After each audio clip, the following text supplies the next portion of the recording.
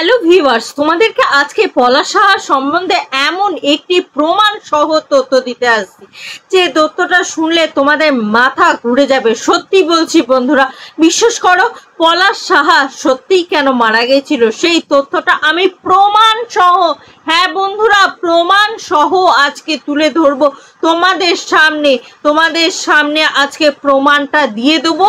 তোমরা নিজে কানে সমস্ত তথ্য শুনবে, শুনে তোমরাই বিচার করবে। তোমরা বিচার করার পর তোমরা বিশ্লেষণ করবে যে আদৌ এটা ঠিক হয়েছে না ভুল হয়েছে।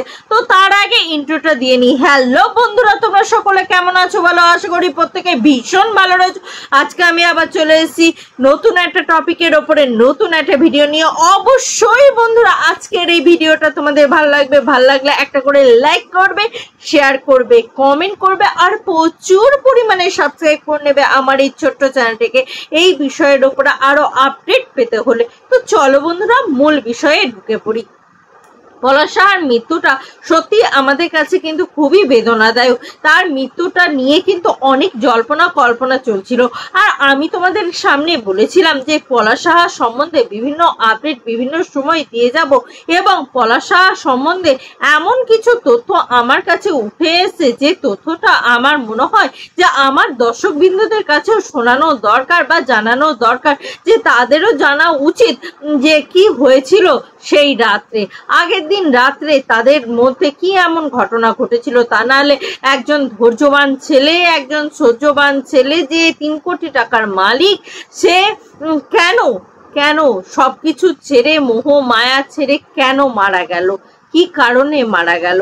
সেই জন্য আমি চেয়েছিলাম এই কেসটাকে খুব কাছে থেকে স্টাডি করতে। তো সেই কেসটাকেই কিন্তু আমি খুব কাছ থেকে স্টাডি করে কিন্তু আজকে যে মানে তোমাদের কাছে প্রমাণটা নিয়ে আসবো, সেই প্রমাণটা দিয়েই কিন্তু সমস্ত কিছু তোমরা পরিষ্কারভাবে, মানে এতদিন তো সকলে তোমাদেরকে বলেছে যে কেন মারা গেছে, আজকে আমি প্রমাণ সহ বলে দেবো যে কেন মারা গেছে। তাহলে তোমাদের ভেতরে যা মানে চিন্তা ভাবনা বলো, যা বলো, মানে উল্টো পাল্টা চিন্তা ভাবনা, বা কেউ ধরো তোমাদের মধ্যে ভুল ভ্রান্তি চিন্তা ভাবনা ধরিয়ে দিয়েছে, সেই ভুল ভ্রান্তি কেটে গিয়ে একদম সঠিক চিন্তা ভাবনা শুনতে পারবে। কারণ দেখো, আমাদের ভেতরে কি ঘটছে না ঘটছে সেটা আমাদের বাড়ির লোকের অতিরিক্ত কিন্তু বাইরের লোকের জানা কিন্তু খুব একটা সম্ভব নয়।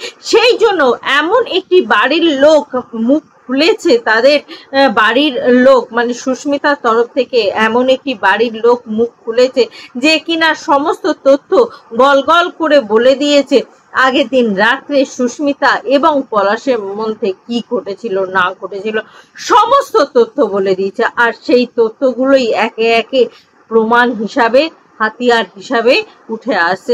তো চলো বন্ধুরা আজকের এই ভিডিওটা সেই ভিডিওর সাথে যুক্ত করি। প্রমাণটা এবার তোমরা শুনে নাও, কেন মারা গেছিল আমাদের পলাশ সাহা, কি ঘটেছিল আগের দিন রাত্রে, শুনে নাও তোমরা নিজে কানে।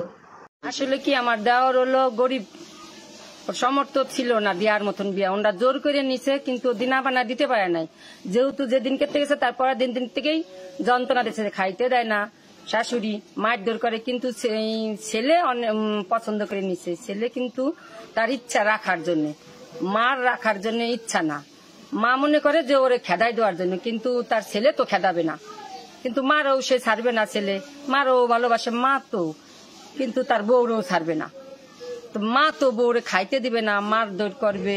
কয়দিন সহ্য করবে? আজকে 2 বছরের বেশি বিয়ে হয়েছে, একদিনও কিন্তু তারা আসতে দিবে না, বাপের বাড়ি আসতে দেয় না।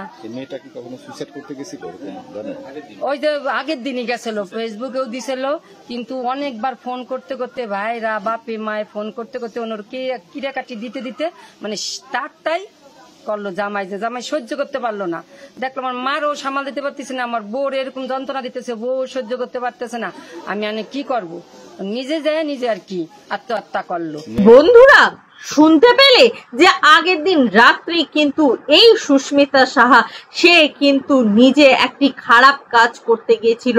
সে এতটাই ডেসপারেট হয়ে গেছিল যে নিজে মানে চাই কি চাই এরকম একটা ব্যাপারে দাঁড়িয়ে গিয়েছিল।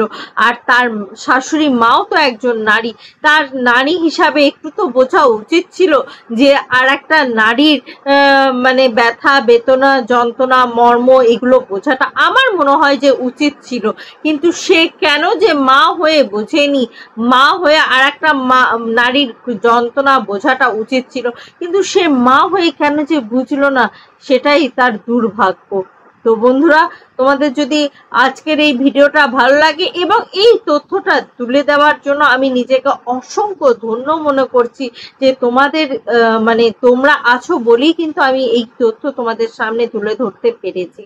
তো বন্ধুরা, আজকের এই ভিডিওটি যদি তোমাদের ভালো লেগে থাকে লাইক করবে, শেয়ার করবে, কমেন্ট করবে এবং প্রচুর পরিমাণে সাবস্ক্রাইব করে নেবে আমার এই ছোট্ট চ্যানেলটিকে। আজকের মতন আসি বন্ধুরা, আবার দেখা হবে তোমাদের সাথে নতুন একটি ভিডিওর সাথে, নতুন একটি জোশের সাথে। ততক্ষণের জন্য টাটা।